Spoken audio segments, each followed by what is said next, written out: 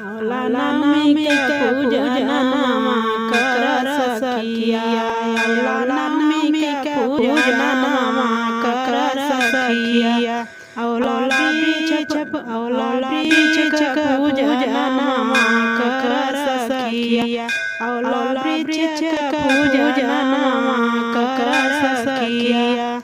OLA वृक्ष तरे गणपति जी आए, औला वृक्ष तरे दीदी आई चलो सखिया, हो चलो सखिया, सोना के चौकी लगा सखिया, सोने के चौकी लगा सखिया, औला वृक्ष पूजना करो सखिया, औला वृक्ष पूजना करो सखिया।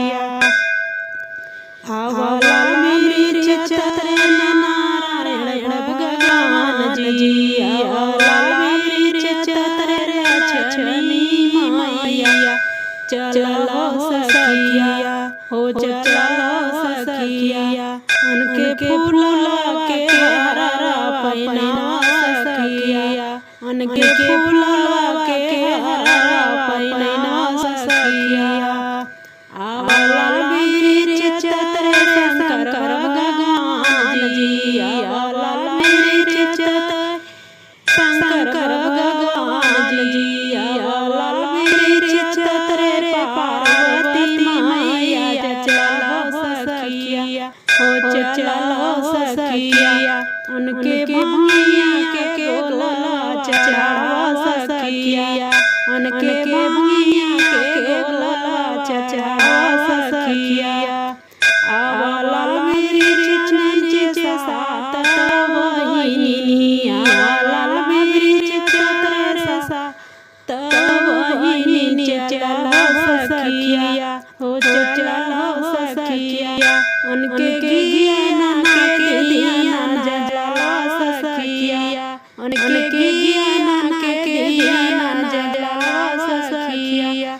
औला वृक्ष पूजना करो सखिया, औला वृक्ष पूजना करो सखिया।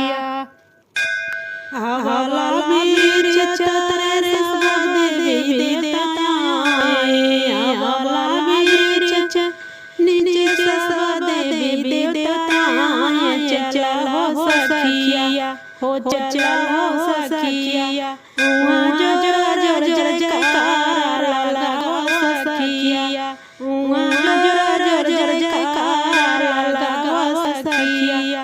औला नामी के पूजन करो सखिया, औला